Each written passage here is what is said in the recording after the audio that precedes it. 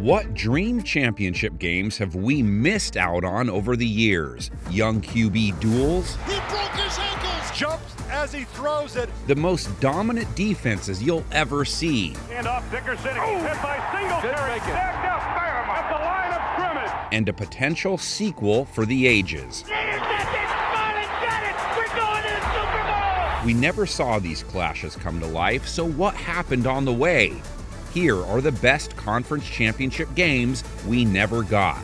Kicking it off with a recent what if. Patrick Mahomes versus Lamar Jackson in the 2019 AFC Championship, a battle of young MVPs. Mahomes the winner in 2018, while Jackson did it unanimously the year after. It's a 2nd down and 3. Jackson takes it himself. Look at him dart back and forth. Oh! He broke his ankles. Now he's got an entourage. And he's got a touchdown. He is Houdini. Sporting a 14-2 mark, Baltimore ran away with the AFC's top seed. Jackson tossed 36 touchdowns and set a quarterback record for rushing yards in a season.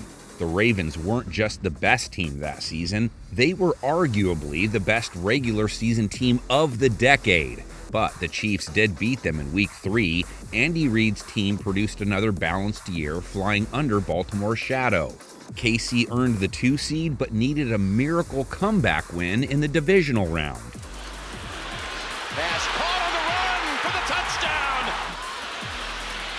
Flings it. Touchdown. Mahomes fires it late. Kelsey gets into the end zone.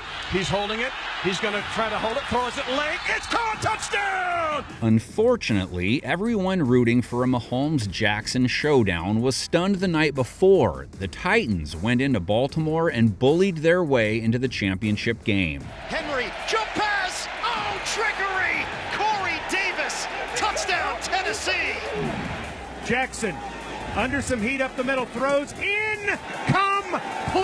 Tennessee will celebrate a staggering upset in the AFC divisional playoff game. A potential battle of the best young arms in the league turned into a KC celebration. Behind 4 Mahomes touchdowns, the Chiefs earned their first Super Bowl berth in 50 years. Now, let's rewind 4 decades to the first Hail Mary that ever was. He is going to throw. Drew Pearson. He got it. Touchdown. Roger Staubach and the Cowboys shocked the Vikings in the 1975 NFC Divisional Round. These teams battled in the playoffs 4 different times in the 70s alone, with Dallas winning 3 of them. But what could have been in the 1976 NFC Championship game? The 11-win Vikings and the 11-win Cowboys. Tarkenton versus Staubach in a rematch of the Hail Mary game. He drops back to pass. He has protection. Throw the line over the middle. Intended for Clyde. Interception. Minnesota was a force in 1976. The league's #1 pass defense suffocated opponents, and their only 2 losses came by a total of 5 points. Dallas was just as good, boasting 8 Pro Bowlers and a top 5 scoring defense. The Vikings handled their business, crushing Washington in the divisional round. Dallas had the Rams, who they had beat handily in the previous year's NFC title game. Plus, LA had never won a playoff road game. But that Sunday in Dallas was a different story. The Cowboys couldn't get the run game going, and Staubach threw 3 interceptions. On a 4th and 10 with time ticking down, Dallas was hopeful for another miracle. Again he dropped. Dupree held on. I don't know if it's enough for a first down or not. No. Instead, it would be the Rams to move on, but they were no match for Minnesota. Chuck Foreman totaled nearly 200 yards from scrimmage, sending the Vikes to Super Bowl 11. Okay, 1992 AFC wildcard, Oilers-Bills. You may have heard of this one. Like to throw, end zone, touchdown! And the celebration begins in Buffalo. And you are witnessing the greatest comeback in the history of the National Football League. Down 32 points What you may not remember is that these two teams were one game away from a playoff rematch the following season. The Oilers were actually better than they were in '92, securing a first-round bye. Buffalo was just as dominant in 1993, making their fourth straight Super Bowl appearance. 2nd and 8 from the 22 for Kelly, who throws for the end zone. Touchdown! Once again, it is Bill Brooks. Despite a 1-4 start, Houston rattled off 11 straight wins and secured just their second division title since 1967. The offense alone sent 5 players to the Pro Bowl. The Oilers played host to Joe Montana and the Chiefs in the divisional round, but that's where they hit a wall. A 10-point halftime lead evaporated, and Houston never recovered. No timeouts for Houston. They give to Allen. He's got the first down. He's got a touchdown. The Oilers' prolific run of the late 80s and early 90s came to an end that day. The Bills went on to decimate the Chiefs 30-13 in the AFC Championship game. If we're talking legendary rematches to never happen, we can't forget Washington and San Francisco in the 1984 NFC Championship. Just a year before, these teams were in a playoff thriller. The 49ers erased a 21-point deficit in a matter of minutes before a pair of very questionable penalties set Washington up for the win. Goes deep. Incomplete. Flag is down. Boy, these officials are getting pretty tight here in this fourth quarter. This Theismann back and quickly he goes in the corner. Knocked away at the last second. Holding number 42 defense. That's awfully close to be calling that a hold. This one is good. Bill Walsh's squad got payback early in 1984 with a 37-31 victory in Week 2. San Francisco's '84 team is considered one of the greatest in NFL history. Joe Montana led the Niners to a 15-1 season with a plus 248-point differential. Washington wasn't on the same level that year, but it was no slouch. Joe Gibbs led the team to an 11-5 record and another NFC East title. The 49ers easily dispatched the Giants in the divisional round and awaited the winner of the Washington-Chicago matchup. 2nd and 4 from the 20. They fake the reverse, Peyton to throw, wide open. Dunsmore in the end zone. Touchdown, Chicago. Much like the Lawrence Taylor and all. Fuller throwing on 2nd down, completes it. That could be the big play. That's Galt. It's a foot race. They won't catch him. He's got too much speed. Willie Galt at the 10, at the 5, touchdown. The up-and-coming Bears spoiled the potential rematch in a huge road upset. A week later, San Francisco punched their ticket to Super Bowl 19 with a commanding shutout win. Fast forward to 2011, where another 15-1 team was outclassing the league. Led by MVP Aaron Rodgers, the Packers went on a tear, averaging a ridiculous 35 points per game. Rodgers without a huddle. Rainbows deep down the right side. Nelson makes the catch between defenders. Touchdown, Green Bay! So what would have happened if the irresistible force met an immovable object in the NFC Championship game? Down he goes. Job at best on his left. Stafford takes the snap, steps back to the goal line. Pressure by Justin Smith, who sacked him. Play fakes, dropping back, a lot of time. Now throws it out to the far side, picked off Rodgers at the 30. Rodgers running back 20. Cuts left to right to the 10. Can he turn the corner? 5. Rodgers in. Touchdown, 49ers. Led by Patrick Willis, Navarro Bowman, and Justin Smith, the 49ers allowed just 14 points per game in 2011. Jim Harbaugh's first season in San Francisco was an instant success as the Niners finished with their best record since 1997. Frank Gore led the way on offense while Alex Smith steered the ship all the way to the NFC title game. 3rd down, Alex takes the snap. Alex looking, Got him. Pose, and it's got him! Come on! Touchdown! Touchdown, 49ers! Meanwhile, Rodgers and the Packers were on fire from the start. The MVP finished with the best single-season passer rating in NFL history, while Jordy Nelson hauled in 15 touchdowns. Green Bay cruised through their regular season and were heavy favorites against the Giants in the divisional round. Enter Eli Manning. A 55-yard try from here, and now instead, they're going for it all. The pass is caught for the touchdown. Unbelievable. Unbelievable! The Packers surrendered 37 points at Lambeau. Rodgers was flustered all game, and Green Bay turned it over 4 times. A complete letdown sent the Giants to the NFC title game, where they pulled off another upset at Candlestick. While we were denied the epic 49ers-Packers duel in 2011, these teams did meet in the divisional round the next year. Colin Kaepernick ran wild in a San Francisco blowout win. There's a strong chance we look at the 70s Steelers differently if not for one inexplicable Chargers loss. Let's set the imaginary stage. 1979 AFC Championship game, San Diego versus Pittsburgh. Air Coryell against the Steel Curtain. Here's a pass coming up. It is thrown and intercepted at the 41 by Kobetsis, and he's back to midfield, down to the 40, to the 45, to the 30, to the 25, to the 20, to the 10, to the 5, and into the touchdown. San Diego routed Pittsburgh 35-7 in Week 12. Don Coryell's team was in full stride, finishing with the league's second-ranked scoring offense and defense. This was the start of a magical Chargers run, and 1979 may have been their best chance at a Lombardi trophy. Pittsburgh was just as dominant, defending their Super Bowl title with the NFL's #1 offense and another top 5 defense. 2 superb teams seemingly on a collision course. That's until Vernon Perry showed up. And Fouts to the air. Good protection. Throwing deep for Jefferson. Intercepted. Vernon Perry. Fouts looking at 3rd and 9. Down the middle for Joyner. Intercepted. Vernon Perry. 6, 5. It is intercepted by Vernon Perry. Houston leads 17-14.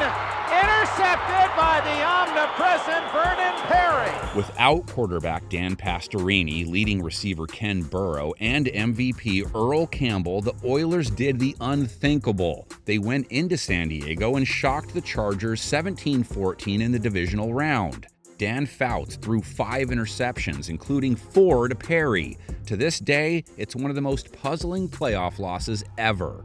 Pittsburgh went on to beat Miami, then Houston, before securing their 4th Super Bowl of the decade. How would Coryell's team have fared against Pittsburgh? We'll never know, but we do know this. The Chargers had the Steelers' number with wins in 1979, 1980, and the 82 playoffs in Pittsburgh. Elway with a lot of arm. How many quarterbacks do you think can do that? That's not an arm, that's a gun. From the Raiders 4, low snap again. Here's Marino, wide open field, throws for a touchdown, and there's the record. Breaks the all-time NFL record. Throughout the course of their careers, Dan Marino and John Elway squared off only 3 times. That's inconceivable knowing how great these guys were for nearly 2 decades. 1984 would have been the year, both players in their second seasons leading their teams to first-round byes. Those touchdown passes, 48. Most yards gained, 5,084. Most passes completed, 362. Most 300-yard games with 9. Most 400-yard games with 4. Those are all NFL records for young Dan Marino. With over 5,000 passing yards and 48 touchdowns, Marino produced the greatest season by a QB maybe ever.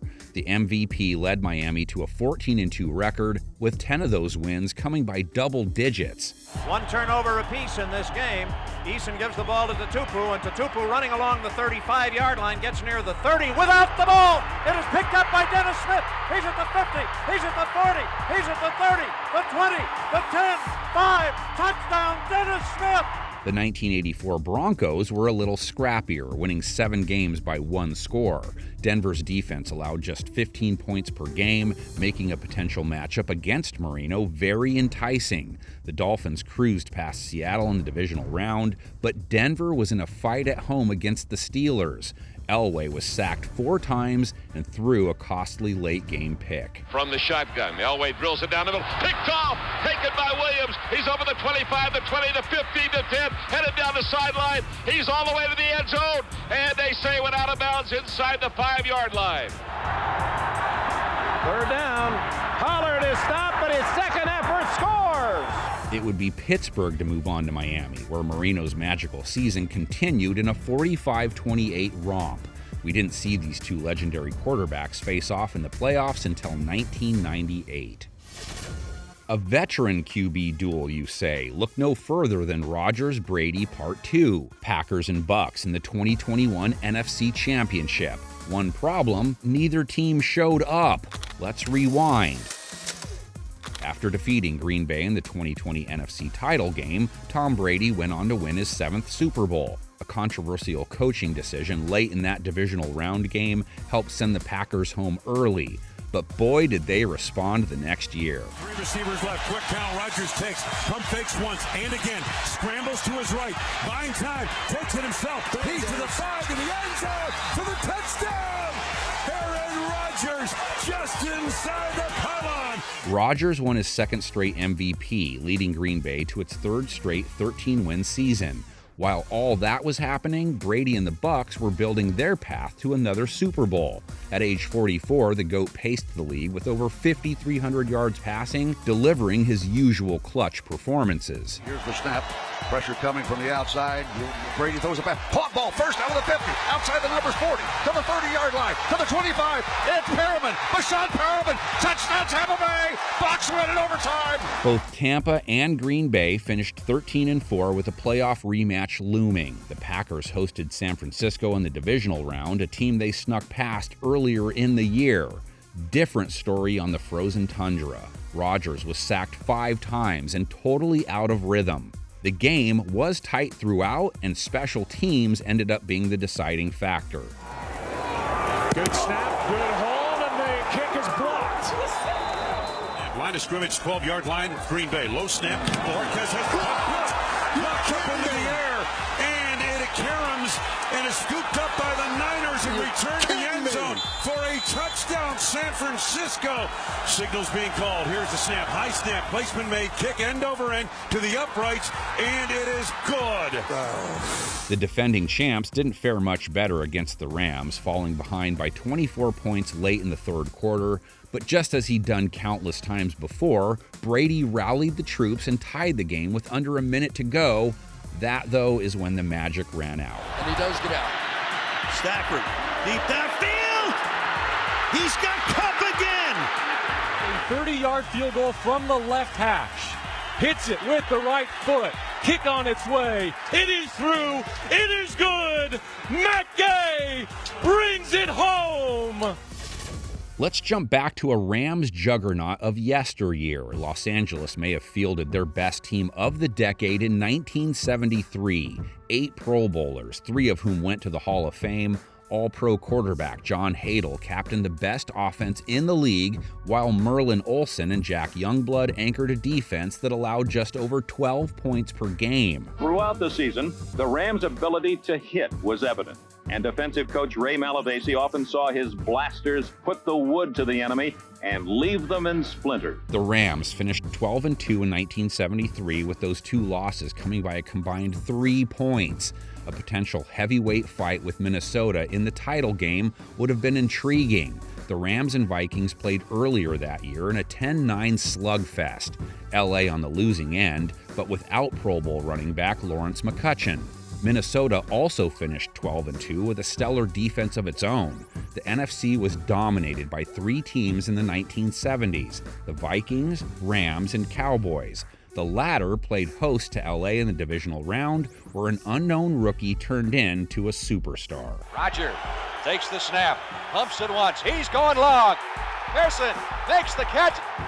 Pearson goes in for the touchdown. Drew Pearson's 2 touchdowns were enough to beat the Rams 27-16, but a week later, the Purple People leaders shut down the Cowboys' offense en route to Super Bowl VIII. You've heard this one before: 1990s, Cowboys, 49ers, NFC Championship game. Yes, we saw these teams square off in 3 straight, but there was still juice in this all-time rivalry in 1995. You may look at San Francisco's 11-5 record and doubt them, but make no mistake, the 49ers were really good that year. Those 5 losses came by a combined 15 points. Led by Steve Young and Jerry Rice, the defending champs still had the best offense in the league. Back to throw it. Wide open is Jerry Rice, and off to the races is Jerry Rice. Rice, touchdown from Gerbach. They were just as dominant on defense, surrendering the second fewest points in the league, not to mention 6 Pro Bowlers from that unit. The Niners crushed Dallas 38-20 in Week 11, and how about those Cowboys? They were led by Emmitt Smith's record-setting 25 touchdowns. Emmitt Smith. He's got the record. This crowd knows it. Dallas didn't just defeat their opponents in 1995, they embarrassed them. 10 of the Cowboys' 12 wins came by double digits. This team had 10 Pro Bowlers, 3 All-Pros, and 6 future Hall of Famers. It was a breeze getting into the conference championship game, but not so much for San Francisco. Back to pass, Steve Young swings it off to the left to Derek. Fumble ball. Pick it up. Down the sidelines. Newsome to the 10, to the 5. Touchdown, Green Bay. The heavy favorites fell behind 21-0 early in the second quarter. The Packers would force 4 turnovers in a convincing 27-17 win at Candlestick. Dallas went on to humble Green Bay on their way to a 3rd Super Bowl in 4 years. How about Miami's three-peat bid meets Pittsburgh's budding dynasty? This 1974 AFC Championship game could have been a passing of the torch moment. Don Shula's squad, fresh off back-to-back Super Bowls, was poised to make it 3 in a row. Led by its potent ground-and-pound offense, Miami went 11-3, securing another division title. Pittsburgh's steel curtain defense was just getting started. They've got him, and it's going to be a 2-pointer. That's it. 2 points. There's the safety. L.C. Greenwood sacked him. They allowed the second fewest points in the league and boasted 3 All-Pros. Franco Harris powered the offense with another 1,000-yard season. The Steelers gained 235 yards on the ground in a beatdown of the Bills in the divisional round. But one day before, the Dolphins' dreams were crushed in an all-time classic. Stabler, looking. He runs. He's at the 15. He throws. It is a touchdown Raiders. Touchdown Raiders. I can't even see the receiver. It looks like Clarence Davis. Sea of Hands, as it became known, sent Oakland to the AFC Championship and denied us a marquee showdown between the Steelers and Dolphins. Pittsburgh ran over the Raiders before capturing their first Super Bowl in franchise history. You want an elite defensive battle? There may not have been a better one if the Giants and Bears clashed in the 1986 NFC title game. Jaworski, sack, Taylor. Giants linebacker Lawrence Taylor became just the second defensive player ever to be named MVP. New York won a franchise record 14 games, allowing the fewest rushing yards in the league. In the divisional round, they completely demolished Joe Montana and the 49ers 49-3. The Giants wanted Chicago. If you remember, it was the Bears who shut them out in the playoffs the year before. And Landetta stands back in his end zone. Ortigo. The kick is blocked. I'm not sure anybody hit that ball. No, that's just a shame. He just dropped that ball and missed it. So how did Mike Ditka's team follow up perhaps the greatest season of all time? Well, they were better on defense. Chicago gave up just 187 total points, a then record in a 16-game season. But unlike '85, the QB situation was extremely unstable. The Bears started 4 different signal callers, giving Doug Flutie the nod against Washington in the divisional round. On first down at the 48, Flutie fires, tipped and intercepted. Flutie to put it up. Loads of time, and it's intercepted. Flutie went 11 for 31, and Chicago turned the ball over 4 times at home. The 14-point loss deprived us of a Giants-Bears round 2. Instead, New York pounded Washington the following week and went on to win Super Bowl 21. Let's talk about another potential rematch we missed out on: Chiefs versus Bills in the 2022 AFC Championship game. What's different about this one? These two teams were on a path to meet in Atlanta, the first neutral site AFC title game ever. And if you needed any reminder, Patrick Mahomes and Josh Allen put on a show in the 2021 playoffs. Allen fires it into wide open! Down the middle. It's Hill in the open. Cuts it upfield. He might be gone. He is. steps up, has time, fires to the end zone. Are you kidding me? Hundreds of thousands around the planet. The kick is good! Mahomes looks to throw it. Pump faking, right side, he wants it. A comeback cut! It is caught by Kelsey! Buffalo rebounded with authority in 2022, finishing with the second-best scoring offense and defense. Josh Allen led the Bills to another 13-win season, but injuries mounted on the defensive side of the ball. KC, meanwhile, had no issue replacing Tyreek Hill's production. Travis Kelce delivered another All-Pro season with over 1,300 yards. Mahomes shared the ball with anyone he could find, setting the NFL record for total offensive yards in a season. They faked the trap. Now Mahomes scrambling to his right, holding it, gets off the hit, now lunging forward, and now fires it late, caught at the back of the end zone! A Buffalo-KC rematch was destined to happen, right? Well, not if Joe Burrow and the Bengals had anything to say about it. The same squad that bounced the Chiefs from the 2021 playoffs went into the elements and squashed the Bills' Super Bowl dreams. And going to throw it down the right side to Beasley. Intercepted! Karen Taylor-Britt, and that'll do it. We'll have to wait and see if Mahomes and Allen find each other in another postseason down the road. Takes the snap, sets up, throws one over the net, intercepted! Marlins got it! We're going to the Super Bowl! In 2006, the Colts finally got through the Patriots before winning Super Bowl 41. The Manning-Brady rivalry was at an all-time high, and it was only a matter of time before a championship game rematch in 2007. The 13-win Colts against the undefeated Pats. You know about New England's perfect regular season, Brady's 50 touchdowns, 23 of those to Randy Moss. It may be the scariest team ever put together. Bill Belichick and company went to Indy in Week 9 and saved their undefeated streak with a 10-point comeback. Brady in the backfield, 1st and 10 at the Colt, 13, direct snap to Brady, fires down the middle, it's caught by Falk, he drives it in, touchdown! They're going to blitz, here they come, back to throw is Peyton Manning, steps up, rolls, he shovels it forward, it's intercepted, picked off by Colvin. Colvin's got it at the 41. Game is basically over. The Colts were also undefeated heading into that game. With Manning at the helm, the offense was as productive as ever, but it was Tony Dungy's defense that excelled. Indy allowed the fewest points in the league as Bob Sanders won Defensive Player of the Year. New England finished 16-0 before taking down Jacksonville in its first playoff game. The Colts hosted San Diego, a team they lost to earlier that year. And just like in the first game, Indy had their hands full. Screen for Sproul. With blocking. First down and down the sideline, and he's gone. Touchdown, San Diego. Manning under pressure, throws incomplete.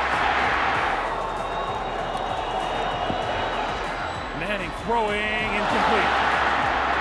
Sadly, Manning couldn't lead the Colts to what would have been an epic rematch in New England. Brady got through the Chargers in the AFC Championship, but that's where the party ended. We all know what happened next. The Giants with the most improbable win in recent memory. The Patriots will not be perfect.